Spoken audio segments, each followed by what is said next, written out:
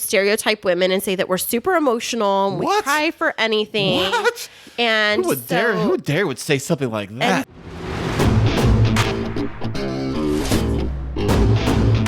And now, coming to you from the K2 studios in San Diego, California, it's the world famous Chris and Kristine Show. Hey, what's happening, everybody? How y'all doing today? I am Chris. And I'm Kristine, and welcome to episode 26 of the Chris and Kristine Show. Do-do-do-do.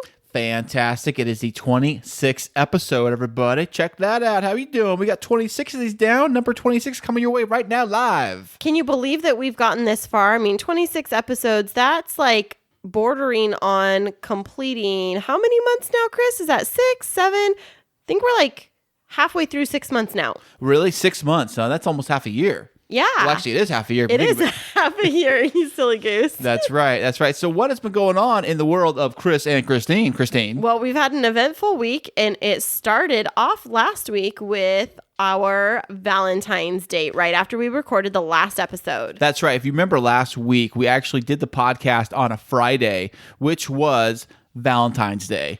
And that Valentine's Day evening, I took Kristine, we fired up the old hot rod, the Z, and we drove to the nearest casino, and then we made our reservations. Actually, barely made our reservations. So, remember that, Kristine? We barely made them. Yeah, we were so expecting to park in the valet parking, like a special little thing. Chris made sure that we had cash for it.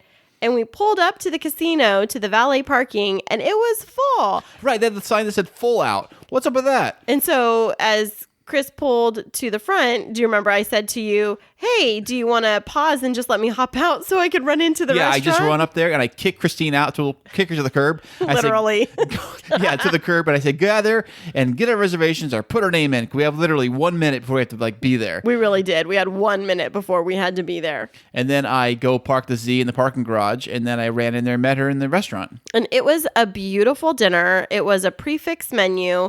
I think, was it 4 or 5 courses, Chris? It was 5-course meal, specifically designed for Valentine's Day only. So it was a Valentine's Day thing. You only had maybe 4 or 5 choices of entrees? Yeah, we had a Chateaubriand. Oh, is that what it's called? Chateaubriand. Yeah, I can't pronounce that, so I let Kristine deal with that stuff. But yeah, she ordered it for us. I just pointed to the menu. See, I want that. Try that thing. Well, we both had to ask the server. We were like, "What is a Chateaubriand?" And then she explained to us that it was this large sirloin. It was like a platter steak. Sirloin, steak that was it was a platter of meat, right? Platter of meat that was sliced, thin sliced, so that each of us could have a little chunk of it. Right, and so it started out with a amuse-bouche course that had... Amuse-bouche? Amuse-bouche. It was so fancy, and it had lobster. It was like a lobster potato salad with lobster pieces and purple potatoes and Greek yogurt. Ooh, fancy pants. Do you remember that? It was that little bite that we had at the very beginning. They gave us something, and I'm like, oh, okay, it's supposed to get you started, like a little starter. Right, and so we kind of whet our appetite on that. And anyways, we had a fantastic meal, and it finished off with this beautiful little Sweethearts red velvet cake at the very end. It was fantastic. It was awesome. But the only bad thing about that entire evening was, if you remember correctly, we went gambling. And I did not win anything. Oh, neither of us won anything. Speaking of which, I don't know why I keep going to that casino, because I don't think I've ever, in the history of my entire life, have I ever won any money at that particular casino. I'm not going to mention the casino's name, but I have never won anything at that casino. Right, and none of that was any more true than when we went to the craps table. We couldn't even figure out how to play craps at this casino because it's California craps. Yeah, California craps, like California rules. It's weird. All the casino games have to somehow relate to playing cards. It doesn't matter how they do it, but playing cards have to be in play through the game. So the game craps, normally with dice, they roll the dice, but the dice represent the cards that they use, which represents what the dice should be in the first place. And it's a totally different tempo to the game than it was in Vegas. In Vegas, you roll the dice and everybody's holding their breath, trying to figure out if you're going to hit one of those lucky numbers. 6 and 8 are the best ones. And then when they hit that, everybody cheers and they're like, yeah, But at this one, they rolled the dice and then you're waiting for the card and you're like, wait, how does that even relate? And you're so confused that you can't even celebrate. And before you know it, you've lost all your chips. Oh, I know. You lose all your money. Like, what just happened? Yeah, we're big losers that night. So Losers in gambling, winners in love. oh, that is trademark, patent pending, by the way. Right. So that sweet, wonderful time lasted for less than 24 hours when Chris realized midday Saturday that something kind of traumatic had happened to his arm. Oh my goodness. So I woke up and I had this itch and this like lumpy, like kind of like it was a zit or something on my left arm by my elbow. And I'm like, what is that thing? So I'm like picking at it, whatever. Do what you do. And I kept saying, stop picking at it, Chris. You got to stop. But that's what I do, stop man. scratching it. Stop picking at it. Okay. So I do that. I pick at it, whatever. I'm looking at it, and like the next thing you know, it's getting bigger and bigger. It's itching. It's burning. It feels like my entire arm is completely numb. And Kristine said, "What did you say?" Well, this is like fast forward to Sunday, and it was getting redder. And I said, I think maybe you got a bug bite. I think you should go get checked out. And what did you say? I said, no, we'll try to just take care of myself or whatever. But then it kept getting so bad. I thought literally my arm was broken. Like it hurt so bad. Right. And it did not look good. I will say, there's some things that Chris over exaggerates when What? he's No, sick. I don't. What are we talking about? As you're sitting there scratching it right now. Well, hey, it's anyways, fast forward to Monday. We're getting ready, going through the day. And that pain, it kept going more and more, right, Chris? Oh, yeah, it was getting really bad. And so actually, Kristine helped me out, find urgent care in my area, made an appointment. I went in there, talked to the doctor. The doctor even tried squeezing it and tried getting stuff out of it. She tried extracting stuff with this little needle. She sticks this needle inside it, and she tries getting stuff out. She couldn't get nothing out. She was playing with it. She said, yeah, it's a bite. I think it's a bite, blah, blah, blah, whatever. And then so they called for a shot of something, and antibiotics or something like that. I said, so the nurse comes in to give me the shot, and I said, is this going to be like in the arm or whatever? I said, no, it has to go in your butt. And I'm like, what? Fine, whatever, just get it over with, So I pull my pants down, and I felt kind of embarrassed because she was kind of cute, the nurse. Oh, wow. Wow, Chris. But it's kind of flattered or whatever. But anyways, so I gave her the honor, I guess, of checking my butt out. So so I did that, and she gave me the shot or whatever, and it stung, the usual. But I was like playing it cool, like, yeah, it's like no big deal. Yeah, it feels great. Yeah, whatever. Are you done yet? Oh, did you even do it yet? Oh, yeah, playing it cool or whatever. At the same time, I'm getting text messages from Chris like, I think I'm dead. Okay, I'm dead now. Right. So we had to go get the prescription. Gave me a prescription antibiotic to, I guess, I don't know what it does, but it's supposed to kill the poison or something. I don't know. Right. And so I was at the mall with Jacob and Mason getting them some play shoes, and I'm getting these text messages from Chris, and we had just stopped by a candy shop, which is pretty famous here on the West Coast called C's Candies. And wait, I thought that was a national thing. No, it's only West Coast. Are you kidding me? No, it's like I thought California. C's was like McDonald's. It was like everywhere. No, like I think California, Washington, maybe Nevada, and I know for sure Arizona. Wow, I had no idea. Yeah, so we were picking up some C's candy, and I said to the boys, let's pick up a candy for your dad because I think I need to go pick up his prescription. And so we got some chocolate caramels that are milk chocolate covered caramels that are Chris's favorite, and drove across town. And we pulled up right as he was walking out. That's right. Perfect timing, by the way. Right. And then Chris walks up to me and he shows me his arm.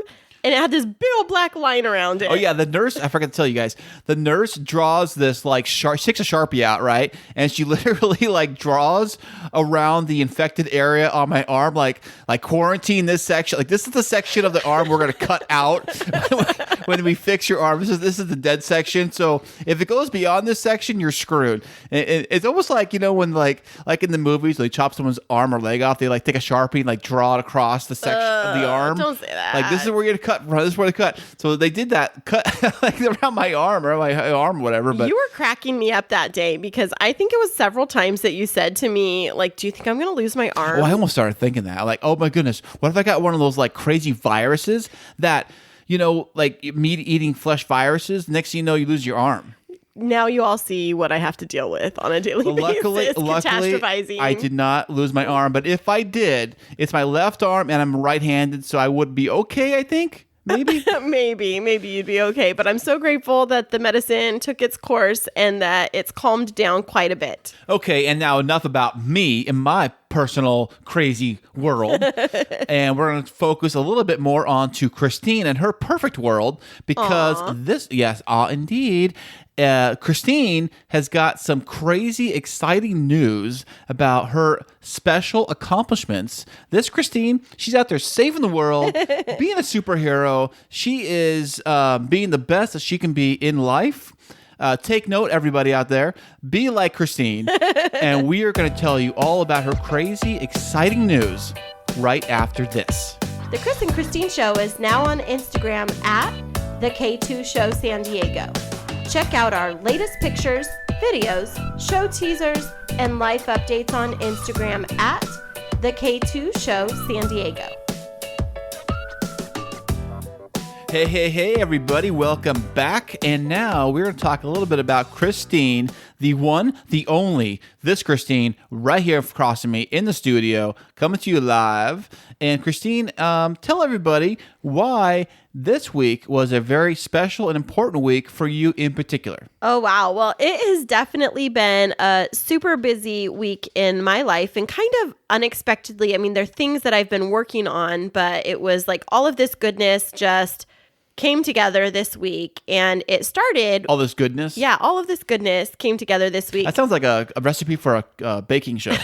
Yeah, kind of like that. But it all kicked off just a couple of days ago when I woke up in the morning and went downstairs, and Chris had brought in the mail, and there was a package in the mail for me. Oh, there was. That's right. There was a package of mail for Kristine. Hey, by the way, Kristine gets her mail here now, so I have to go get it for her. I got to get her a key to the mailbox, and but enough about that. So, what was in the mail? Well, it was an envelope, a legal size envelope from the U.S. Patent and Trademark Office. The U.S. Patent Office? Yes. Sent you something in the mail? Yes, they did. So about 11 months ago, I was invited to do the speaking engagement for a group of female administrators in San Diego County. And I didn't really know what I was going to speak about. And so it took me a little bit of time to formulate my ideas. And then I had this epiphany about... Because they asked me to speak about something that would motivate women. Wait, speaking, where's the place you're speaking at? Like, what is it? It was just a restaurant. There was like a conference room, but they had like 75 administrators from around San Diego County. It's called Empower Hour. Empower Hour. It's a monthly thing where women get together. They're different leaders from throughout San Diego County. Like the mayor and like the mayor's office? No. Educational leaders. Okay, all right. Educational leaders around the county of San Diego. So like assistant superintendents, principals, they get together. It's called Empower Hour, and the whole purpose of it is to motivate and inspire women in leadership to continue to do the good work that they do. Okay, I got you so far. Yeah, so I was asked to speak, and I didn't at that time know what to speak about, and they just asked me if I could talk about some of the struggles that women face, some of the mental blocks that we face when it comes to leadership. And so I was like... Wait. What's a mental block? Like we call them limiting beliefs. So women tend to underestimate themselves and sometimes not pursue promotions and not pursue different opportunities because they might not think that they're capable of it. And so there's all of this tape in our head. So they asked me if I would come up with some type of a 30 to 45 minute talk around that. And I was struggling. And then there was this moment of clarity. Okay. And I built this talk around an acronym, and I called it TEARS, TEARS. TEARS, like don't cry, don't be tearing up. Right, kind of like that. So people tend to stereotype women and say that we're super emotional, and we cry for anything. What? And who dare would say something like that? And so for women in leadership, though, specifically, it's something that we face on a regular basis when leaders around us will say, don't be so emotional, or, oh, you're not going to cry. I thought if somebody in the workplace dropped the don't be so emotional to a female coworker, isn't that grounds for like termination? No, it's not. And people will say, oh, well, don't be so sensitive. And so there's this stereotype for women that if we cry or if we're emotional, that it's a sign of weakness. And so... Well, who's crying at work? Well, sometimes things are really hard, and all you can do is like... hold it in. I mean, there's a lot of, as an educational leader, a lot of things that we face. I mean, a lot of emotions. And so anyways, behind this whole speech, this talk, this motivational speech was this acronym of tears. And I called it Fierce Tears. And Fierce tears. Yeah. Like, tears. Well, so people think that fierce is like a word that's angry, but actually the definition of it in the dictionary means to live with a heartfelt and powerful intensity, which is why I have that word tattooed on my right wrist. Yes, it's Kristine's only tattoo as of right now. The weird, what does it say? It says she is fierce. She is fierce on her wrist. Right. So when she punches somebody, it's the last thing they see. You're so funny. So this was my mantra already, to live life with a heartfelt and powerful intensity. And then I thought of all of the reasons throughout my educational leadership journey when I cried, and how all of those tears were really not a sign of weakness, but were a sign of enduring some type of pain that has now become my strength. And so I developed this acronym, TEARS, for talent, expertise, authenticity, resilience, and strength. And I talked to the women about those 5 areas of how we develop as leaders, and how it's really important that we live with this heartfelt and powerful intensity, embracing our talent and our expertise, but always focusing on our authenticity, resilience, and strength.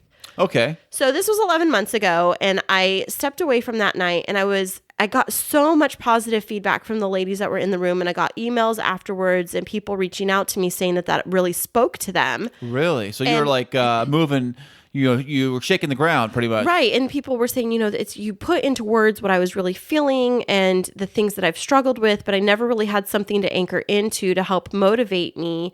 And you've helped me to see things differently. So at that time, I thought, man, I'm onto something here. And so I started to do some research to say, like, maybe this is nothing, but maybe it's something, and I want to protect it because it's my best thinking, and I don't want anybody else to take it, because if I decide to do motivational speaking or coaching, I want to be able to keep it as mine. I want to own it. You're going to own the phrase tears fierce. Fierce tears. Fierce tears. Fierce tears. Got it backwards. Right. Sorry. And so, it kind of, people kind of look at it and it could come across as kind of weird until you really understand it. But I reached out to a former family member. It's actually my son Ezekiel's aunt, Jennifer. She's Jennifer, shout out. What's happening, Jennifer? Shout out to Jenny. She's an attorney. Jenny, sorry. And she focuses on international business, but she does filings for patents and trademarks. So I reached out to her just to say, like, what would it take? And I shared my idea.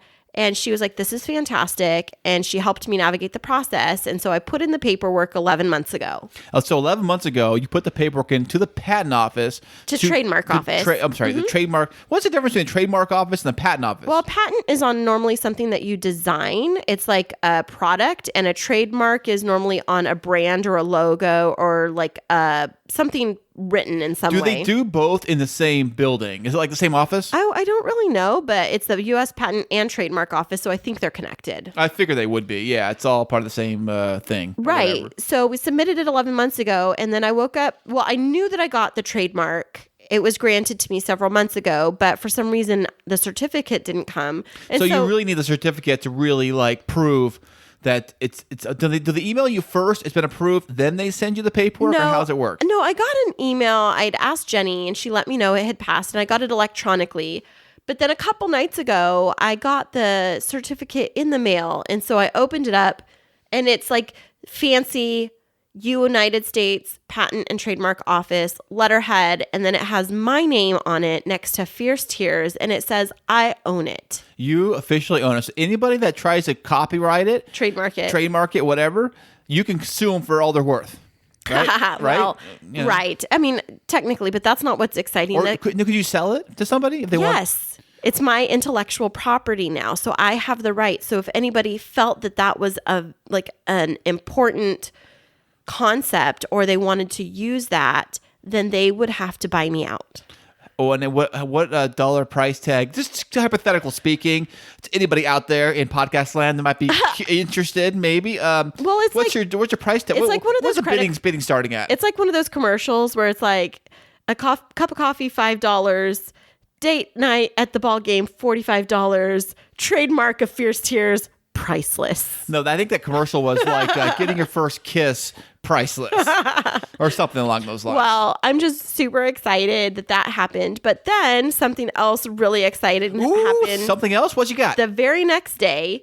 So again, kind of floating back about a month and a half ago, I was contacted through email from an individual from a publications firm in New York. They run a magazine called the CEO Publication. The CEO Magazine. Yeah, it's the CEOmag.com, but it's officially called the CEO Publication. Now, is this a real magazine or online magazine only? Yeah, it's both. It's an online and printed magazine. Their circulation is right around... CEO... I wonder who gets that. The circulation's right around 62,000 people. And so it's all CEOs and C-suite executives. Wow. So, like I was saying, I got this email from he's the editorial director, something like that, of the CEO Mag, and he said that he'd found me on LinkedIn and saw that I'm an executive coach and that his magazine was getting ready to start featuring CEO coaches on their website. Oh, wow. Yeah. So he said, I was wondering if you would also be willing to write an article for our magazine about leadership. Oh, really? Yeah, like any topic of my choice. Any topic of your choice? Yeah, related to leadership. So you got a choice. You could pick, but it has to be within the leadership category, right? Well, kind of. I mean, he said anything that might appeal to CEOs or C-suite executives. So it was pretty wide open because it's not a specific industry. Oh, it's not? No, it's just like all different kinds of industries. So I started thinking about like what I would want to write about. So I said to him, well, my studies for my doctoral work is around the underrepresentation of women in senior level leadership positions. Like CEOs and things like that. Right. How there's not very many women in the C-suite. And I said, could I write about that? Like about what it would take to increase the representation of women. And what did he say? He was like, yeah, sure. That sounds great. And when can I expect it from you? And I said, well, what's the cost? And he said, oh, there's nothing. We're trying to build up. What we found is that there's really nobody that offers a recommendation of like CEO coaches. And so what we're trying to do is build up a list of possible CEO coaches for our 62,000 members or readers to be able to tap into, but how better to get to know you than like actually reading something that you've written. When he gave you the assignment or request to do the assignment to do the actual article, what was the deadline on that? He said it was like right around 3 weeks, so 3.5 week turnaround. He gave you 3 weeks. Is that normal for something like that? I have no idea. I don't know. I've never actually been sought out for something like that before. It was a first. And so, of course, the first thing I'm like, is this a scam? So I was like, well, let me think about it. And can I get back to you in about 24 hours? And he's like, oh, yes, of course, please. And so I did my research and I went to the CEOmag.com and I was like, okay, legit. They're an online publication. And so I was reading a bit about them. I found them on LinkedIn and did my background research on the director, this person. Yes, you kind of have to. You kind of have to do that, right? Because I was like, is this like one of those Social Security scams? And so I totally was like, I'm super skeptical when it comes to stuff like that. You should, and by the way, everybody out there should also be skeptical of things like anything really. Right, but I think part of it is like I just didn't believe that somebody would want to reach out to me and think that I had anything worth being said. Like you feel like you're just a little tiny person in the world. You're just a regular person in the world, and somebody like this big CEO magazine came to you to ask you to write an article about something that you're passionate about, right? That you know about, that you have a voice that they want to put in their magazine for CEOs to actually read and enjoy. Right. And that's exactly like you hit the nail on the head, as I was just feeling very like little fish, big pond, who would want to pay attention to what I have to say. But I did my research and then I came back to him like 24 hours later and I said, I would be happy to, I'm going to be traveling just a little bit, but I'm going to get back to you just as soon as possible with my article. And I started to think and like formulate ideas and then just started writing one night. Oh, really? Yeah. And then I printed it out the next day and I was like, oh, this is trash. Oh, really? What was wrong with it? Like, it just was so wordy and like philosophical. Like big words put in there kind of stuff? Yeah, I think it was just like me trying to prove my smartness. Like, have you ever read a story like that where somebody's just using big words for the sake of like making themselves feel good because they know those big words? Right. And I'm like, next article. Exactly. It's not authentic. And so I really had to soul search and think about what it really is that I wanted to say. And so it happened on a Saturday morning. Actually, Chris, it was that day. I don't know if you remember where I told you I needed to go do some studying and I was going to go to a coffee shop for a few hours. That's right. Kristine is one of those people, by the way, that has to go to a Starbucks or coffee shop or whatever, mostly Starbucks, go to a Starbucks and have to have her laptop out, and she has to be engaged in whatever she's doing on her studies in a noisy Starbucks type environment. Me, I'm the exact opposite. I have to have peace and quiet and leave me alone. I'm focusing because I couldn't focus on what I was doing if I got all these crazies around me spilling drinks and all that stuff. But it works for you, right? Right. But it's different because like if I'm at home and it's people I know and noises I know, then I feel like I have to get involved in them. Like, oh my gosh, what are the kids breaking? Or, what does Well, that's he need? if the kids are, I mean, heaven forbid, you got to do an entire like article, concentrate on a laptop when you got kids swinging from the chandelier. Right? Like this morning when I was trying to write part of my dissertation and I just kept getting interrupted. But I got to this coffee shop. They had this cute little blue couch, which is very relevant for this. It was blue, it had little sparkles on it. And I sat down with my drink and I did my schoolwork very quickly on that day. And then I started to go back over this article that I was writing, and all of a sudden, like it did the first time around with the last thing I just shared, it hit me. And it was like, I wanted to write about how to help women's voices be heard within corporations, because what the research says about women that are trying to get to the role of CEO is it takes the people around them recognizing their talents and like recommending them. And it was just I had this moment of clarity. And so just like I came up with Fierce Tears, and it was an acronym, I came up with an acronym for this specific article, and it was called REACH. REACH. Yeah, REACH. And it's each part stood for something. Like the first one, the R, was about like recommending a woman within your team for a highly visible project, like helping her be seen for her talents. And so I went through these 5 REAC, I have to count now, these 5 different components, and it just became so clear, like those 5 elements. Then I was able to do the lead in and I was able to write the conclusion. And by the end of that little segment of time, by the time I'd finished my latte, it took me a while. Was it cold at the end of that? Yeah, it was. But I felt like I had this beautifully written article that, this is a big deal for me. I've never published anything. And so I sat on it for a couple of days. I went over it, printed it out a couple of times, made sure that there was no typos or anything. And then I decided to go ahead and submit it. And so that was several weeks ago. And I had reached out to the head of editorial and asked him like, okay, I submitted it to you. It's gone to your copy editors. Is it being rejected? Are there any revisions that I need to make? And he says, oh, well, it's with my team right now. We'll let you know if you need to make any changes. They'll edit what you posted, but they edit and get the final say, right? So I emailed it to them in a Word document, and then they copy edit it. So they check for typos. They make sure that everything's clear in terms of formatting. And then he had told me that it was going to go in an online version, and then in a few months it would be printed. But, still, like, I was 50-50 thinking that it was actually going to come of anything. Like I thought, well, maybe they're just going to take my writing and like pretend that it's their own or something. Go ahead. What about the question I have? They put a picture of you in there. At what point did they ask for that picture? Well, so that was part of this. They said they were building this profile of CEO coaches. Could they have a headshot and my bio so that they could actually put me on their list of CEO coaches on their website?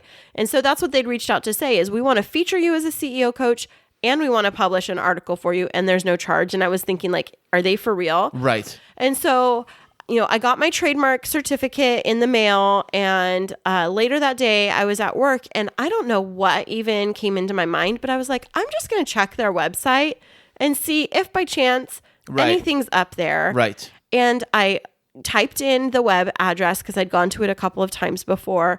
And on the front page, when I logged in, was my headshot. What? With my title of my article that had just been posted the night before. Congratulations. That is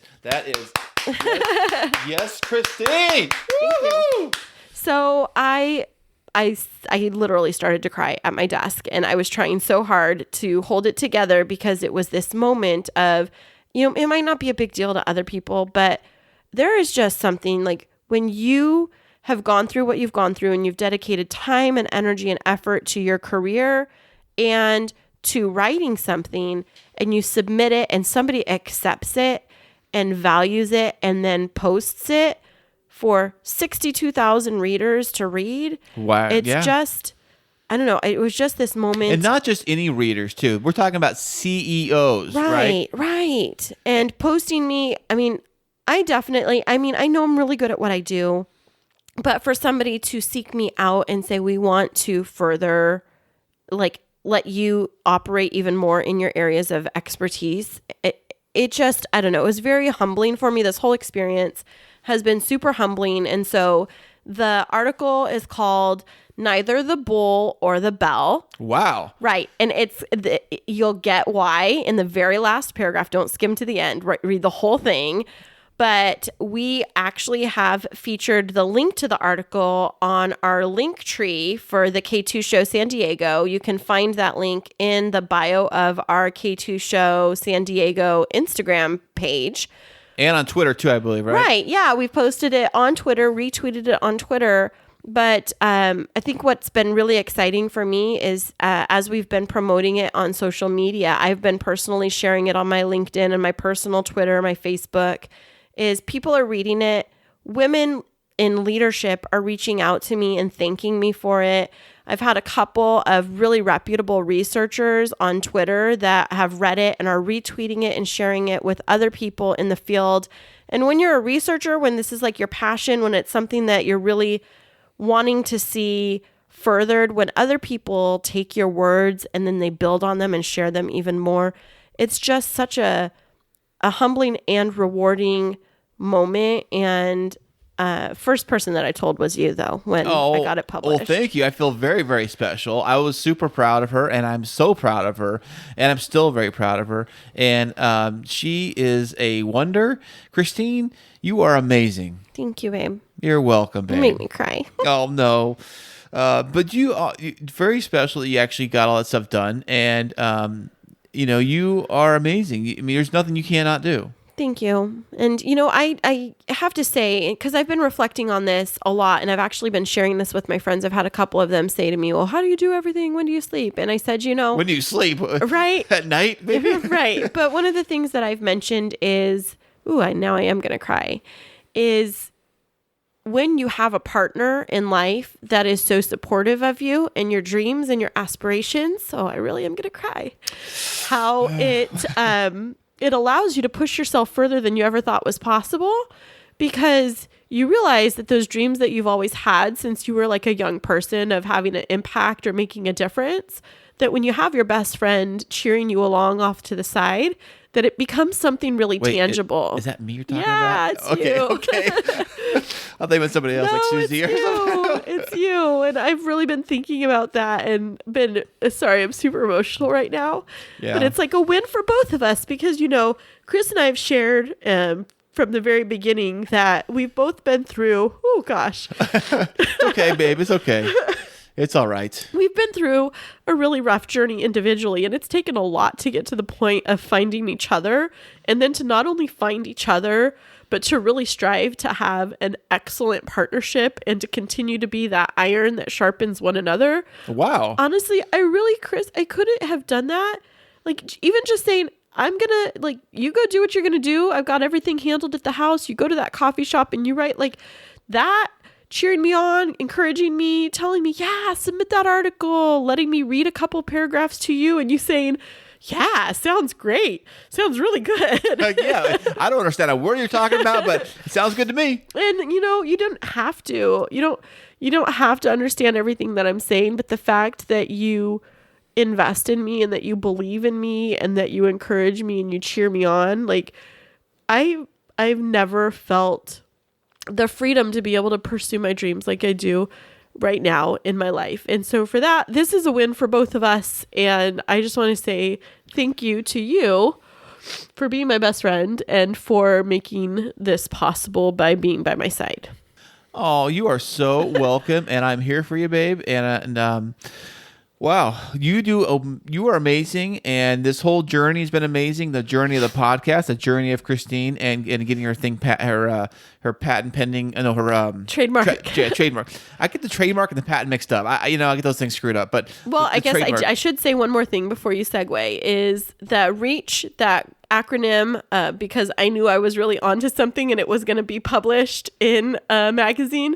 I went ahead and submitted for a trademark for that too, and it's currently under review. Well, there you go. You're nailing getting all your bases covered. Yep. That is what I would say is fantastic. That is awesome. Okay, well, speaking of that, Kristine did a wonderful job on that whole section, and I really appreciate it. We all appreciate everything she does, and you do, babe, right? Don't we? Yeah, Yeah, I guess so. I'm getting emotional here, tripping over my words here. I know. Well, we're going to lighten it up in just a couple of minutes. Chris is going to bring us back and share some fun things that are work-related. Right, Chris? That is right, because this whole section is a little bit career and work-related, so hang on tight. We have more work topics coming up to you right after this.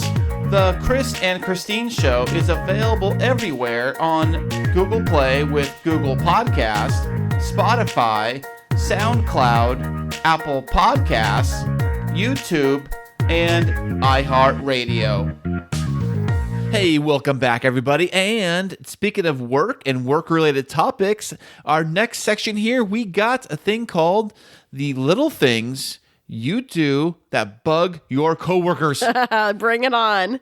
Okay, it's a list of things that if you're doing these things, and you know who you are, you know you're probably doing these things, your coworkers hate you for them. So the first thing on this list is kissing up to the boss. Okay, now I would like to know, Chris, because I know in high school, or in middle school, people are like quote unquote teachers' pets. Ugh. But unfortunately, I was voted that person in high school. What? Because I just was always very conscientious of my work. And so I'd like to know from you, like, what you actually think of as kissing up to your boss. I absolutely hate it so much. We had a previous boss in my job. He doesn't work there anymore, but while he was there, he said when he came in, because he was new at the time, he comes in, he says, "I don't play favorites." And guess what he does? He played favorites. He had people literally sitting on his lap pretty much, and they were kissing his butt, and they're best friends. But what did they do? Like that kissing up to him, what did that actually look like? They became literally like best friends with the boss.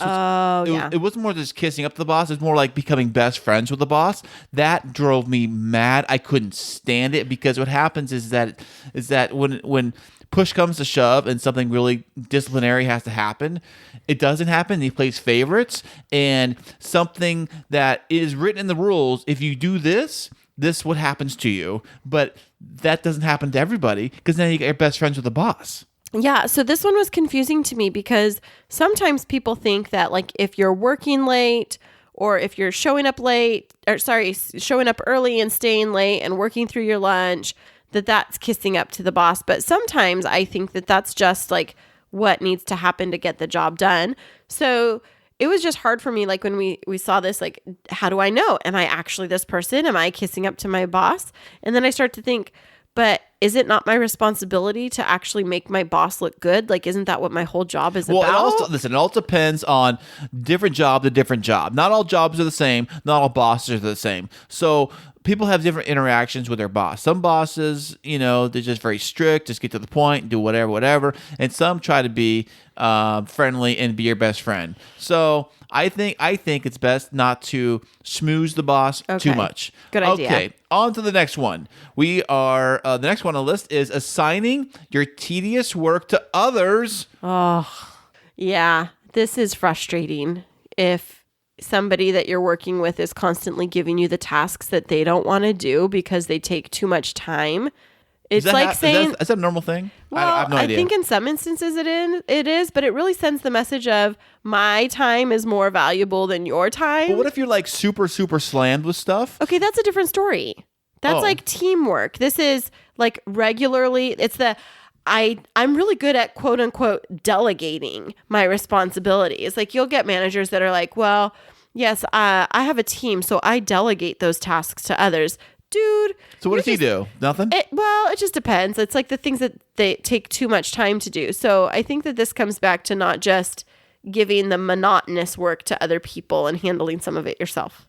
Right. I think that's a good thing to do, not to do that. Mm-hmm. So the next one we got here, it kind of goes into somewhat of the same category, and that is throwing people under the bus. Have you ever worked with somebody like that? So basically, they're saying it's like Susie screwed it up, and they basically, but Susie wasn't even there. It wasn't even her job to do, and you just threw Susie under the bus. Right. I feel like I've been in environments where there's adults that do this on a regular basis.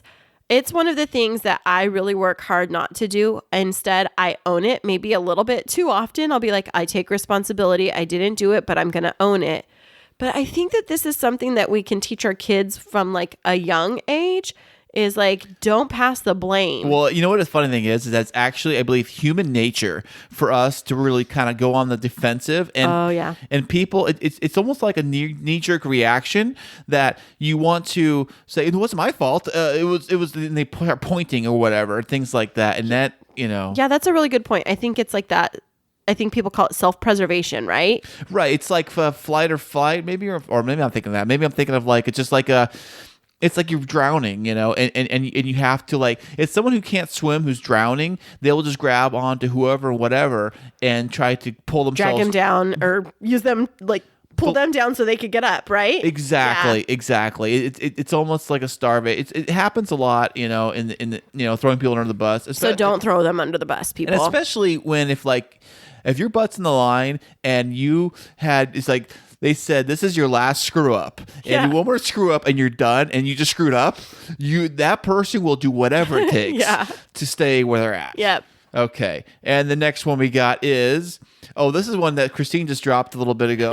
It's about using too much industry, I can't say it. Industry lingo in when you talk about the other coworkers and things like that.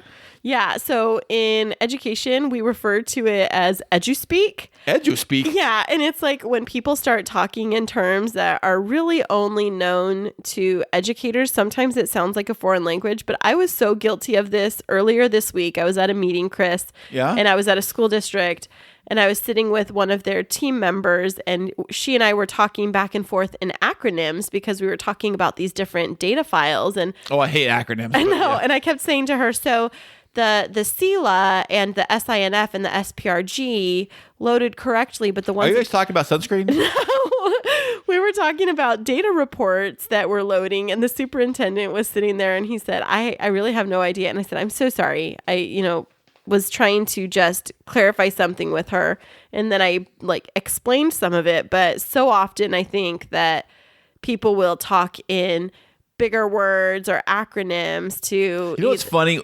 Watching the really new rookie people in the industry, whatever industry you're at, the people that are just coming in, they just got into the industry, they start dropping all these big terms or they start pointing things out, and somebody outside the industry wouldn't know. They start pointing it out and throwing these words out like they're everyday words. And you're like, come on, who are you fooling? What are you doing? Yeah. Okay, so the next one on our list, this only really pertains to working in an office, I would say, or a closed environment. That would be playing your music too loudly. Preach. What? What are we talking about? I work in an office space that has an open concept. So we're not even in cubicles. We're in shared, we call it pods. A pod? So it's like a sleeping pod? It's kind of. We have 4 desks together.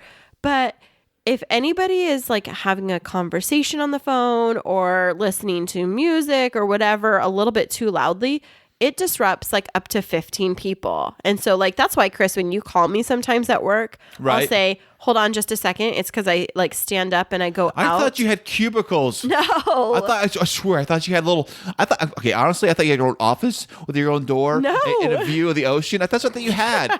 No. On the 50th floor? No. View of the ocean. You don't have that? My No. good man. Tell your boss to hook it up. No, we're in a cube and it's 4 desks. And so this happens on, I wouldn't say the music, but in general, like speaking too Wait, loudly. are you allowed to even play music at work? Or what's the rules You on have that? to have headphones. So you can't, there's no office radio or office? No way. It's so disruptive to our work. And because we have people coming in to meet with us on a regular basis and we have lots of different conversations happening, we have conference rooms set aside for even like in-depth conversations. So if I'm going to be on a phone call that's longer than like 3 or 5 minutes, unless it's a conference call, like a video conference, I'll take it into a conference room. Because wow. even that's disruptive. I bet. I mean, luckily for me, since I drive a truck, I pretty much can play whatever I want and Right. nobody can say anything about it. So I play everything and anything. So, okay. And the next one on the next page we got is, oh man, this kind of relates to me because I've been sick lately. That is coming into work sick. They say people hate it when you do that. Yep. You do it all the time.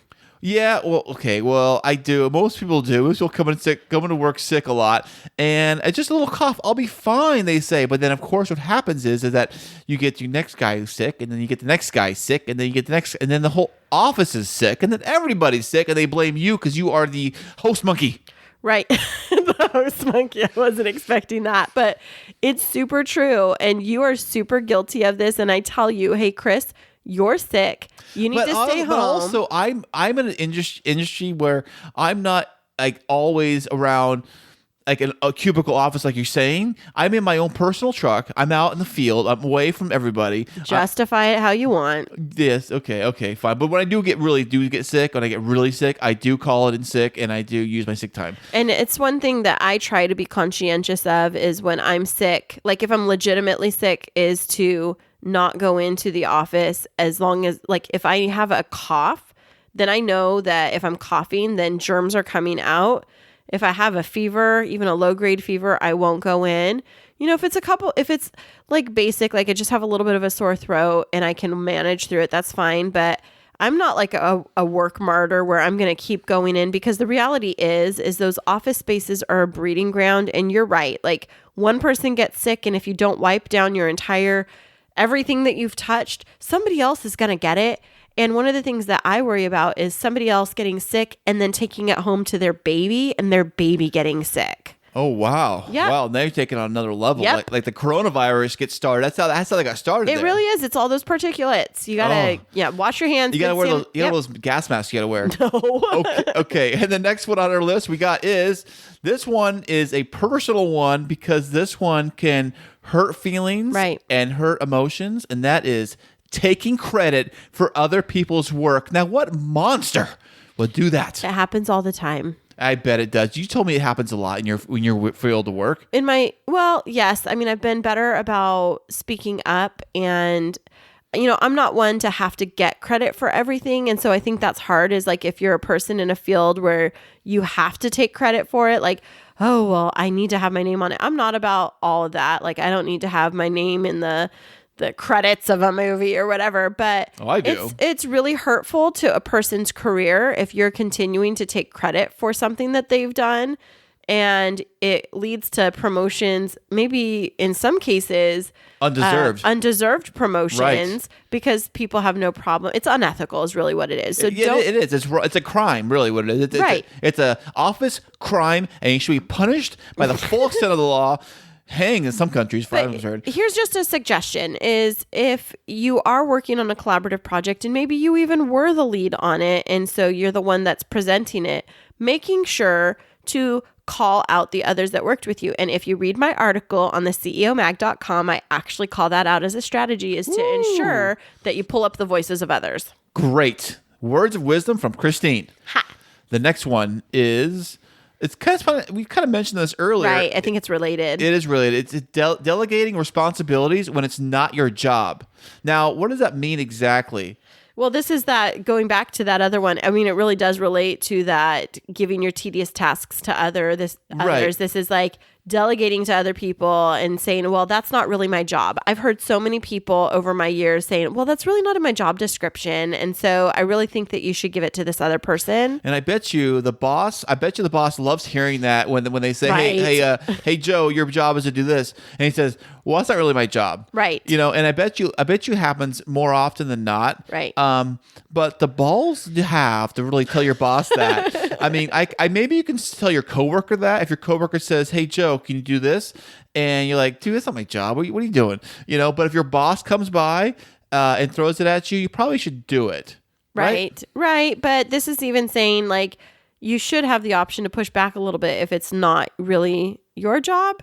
So maybe this is, I don't know. This one's kind of confusing to me. Delegating or getting delegated to. Go ahead. Right. Okay. And the next one is one that we all, no matter what job you're in, no matter where you're at, this one goes to you. And I'm talking to you right now, Mr. Filthy, not cleaning up after yourself. All right. I'm guilty, Chris. What? My desk is dusty right now. At work? Yes. But don't you guys have a cleaning crew that comes through that place? No, we have to dust all of our own stuff, but I have pictures and things, and I have a lot of different reports that I have up. I mean, it's not a super mess, but I have 3 piles right now, and I need to dust it. But I also, like, if you have a shared kitchen, we have a shared kitchen right next to my desk. And I think we're talking about kitchens in this article because I bet you the kitchen microwave, if nobody cleans it, it probably looks like, oh, so-and-so cooked fish in there last and didn't cover it and it splattered everywhere. Yes, it happens pasta almost every day. Oh, really? Yeah, but we have a kitchen cleaning schedule. So like us as individuals, we have to take turns cleaning the kitchen. But yeah, I agree with that because sometimes there's people on the floor that'll like... On the floor? Like, I call it on the floor, like on our floor. Oh, I thought they were physically on the floor. Not on like, the what floor. are they doing on the floor? No, some people will like come and warm up their fish lunch in the microwave and then it stinks up the entire floor. And it's like... Come on, at least spray some air freshener or something. You know what's funny?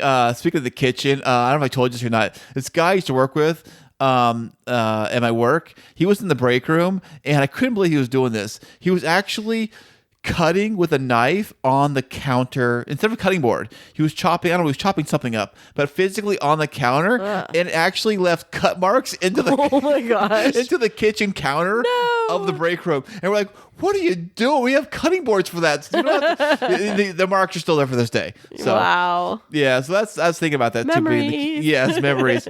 Okay, and another one here, the last one on our list it's probably kind of important one actually. That's talking down to your coworkers. Now I would say this kind of goes hand in hand with that using big word lingo. Right. But this is like, I've noticed this before with people that I've worked with. It can be super subtle. And it's that slightly condescending tone, like, oh, did you not know that? Oh, I'm so sorry. Oh, well, that's above your pay grade. So, Or did you need me to write that out for you? Or, hey, sweetie, I'll take sugar in my coffee. That one would like cross the line. But I do hear the things like, are you sure you've got that? Are you going to need some help with finishing that one up? Or, things like that where people might not assume that you have the capacity. Well, here it tells you they do it over email. That seems even weirder because it's over email. Email, like all kind of written messaging, can be taken in many different forms. Even though you can say one way, like, good job, good job, good job. Like there's so many ways you can say, even say good job, but you really mean say you're a jerk. Right. Like it could be like that too, talking down to coworkers. Yeah, I guess it could be, but just be mindful of talking to each other in a respectful manner, and you won't have to worry about any of those types of things, right? Right. And be good for your coworkers. Remember, they all work there. We all work together. It's one team, one love, one family, one house, one world, or something. That was beautiful, Chris. That was like a song right there. It's my poem. Chris and Kristine poem of the day. Yeah. So thank you guys so much for joining us. And don't forget to subscribe. For our subscribers, we got a special treat coming to you guys.